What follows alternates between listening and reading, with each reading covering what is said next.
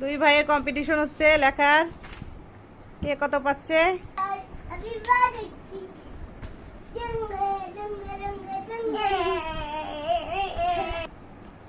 এই যে এখানে দুই ভাইয়ের কম্পিটিশন হচ্ছিল কে কয় লাইন লিখতে পারে।